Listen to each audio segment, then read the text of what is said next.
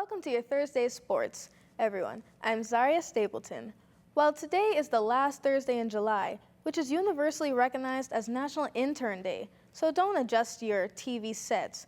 The ZNS Total Sports interns are taking over this evening's sportscast. Topping sports in less than 72 hours, some of the country's top senior track and field athletes are set to compete at the B3A's Nationals this weekend at the old Thomas A. Robinson Stadium.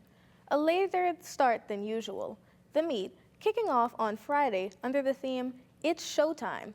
B3A officials confirming that over 100 athletes have registered, including Olympic 400-meter champion Shawnee Miller-Weibo and Stephen Gardner. This as the Bahamas tries to bolster its roster for the upcoming World Athletics Championships, slated for next month in Tokyo, Japan.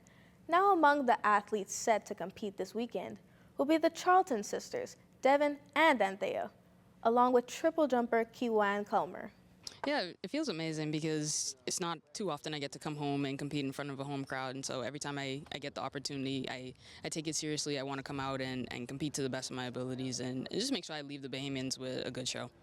I'm really excited to be back here. This is my second senior nationals. I didn't compete 2023.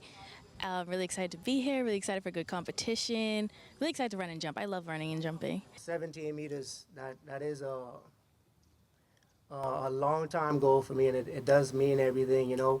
And it would be, I would literally drop down on Tez and cry if I could do it on this song right here. Over in Cat Island, skippers preparing for this weekend's regatta, which is expected to be as competitive as ever. Our reporter from the north, Ricardo Lightborn, gives us a preview in this report.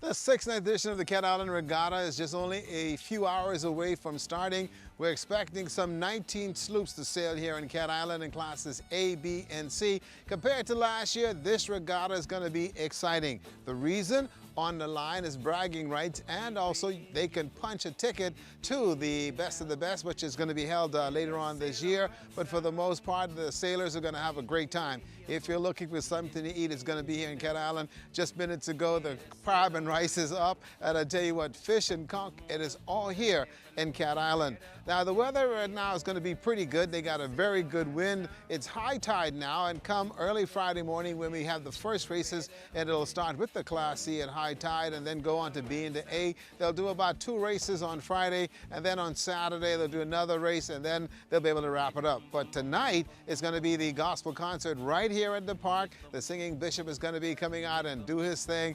He's here on Cat Island to make sure that it is well with this year's regatta. It's going to be a wonderful time here in Cat Island. On the line, a spot in the best of the best regatta at the end of the year. Lots to eat, lots to drink, all kinds of entertainment is going to be here. Yeah, KB's going to come here later on as well. Come in Cat Island, pack some shorts, pack some slippers, also get some t-shirts, and make sure you bring your hat, and you're going to have a wonderful time. In Cat Island, I'm Ricardo Lightborn, ZNS Total Sports. And on to the diamond, the daughter of the local baseball legend doing her part to give back, while keeping her father's legacy alive and well. In this report, our intern Demario Hanna tells us more about the Winners Camp. The Winners Camp got into full swing this week at the St. Agnes Church, with dozens of young Bahamians diving into education and athletics. The camp honors the late Wenty Ford, a legend and trailblazer within Bahamian baseball.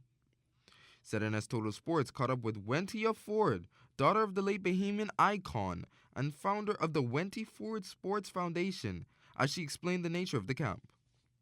We opted to go with the Winners Camp just because we want to make sure that all of our kids know that they are winners. It's very important working in the inner city with the kids and hosting this camp that kids know that they are winners and that we instill a successful mindset for these kids. So that's the reason we were coming up with the name, and we opted to go with the Winners Camp. After a period of devotions and academics in the morning, the campers would take to the field in the afternoon, routinely participating in batting and fielding drills. Isaac DeVoe expressed enthusiasm towards the coaching method. It's been good. I've liked how they've been teaching us scriptures of the Bible and how they've been teaching us the fundamentals of baseball.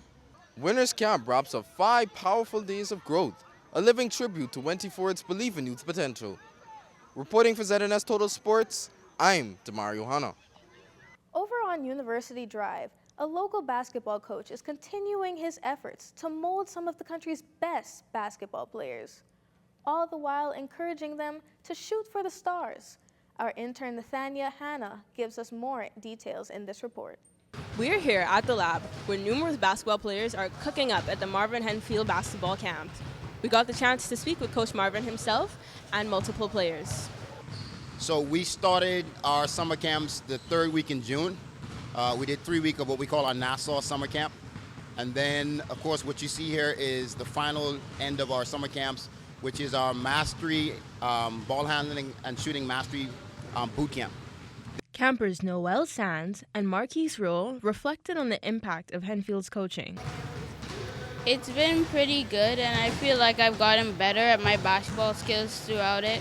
And I'm very thankful to all the teachers for all that they've done for us. He's helped me advance my skills by pushing me, making sure that even the littlest things, the little errors are fixed.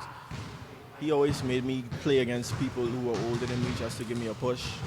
So I've always been used to that push, and he gave me a harder work ethic.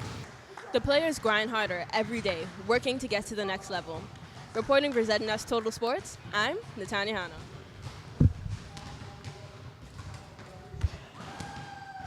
And that's been a look at your sports on this Thursday. Until tomorrow, I'm Zaria Stapleton, signing out.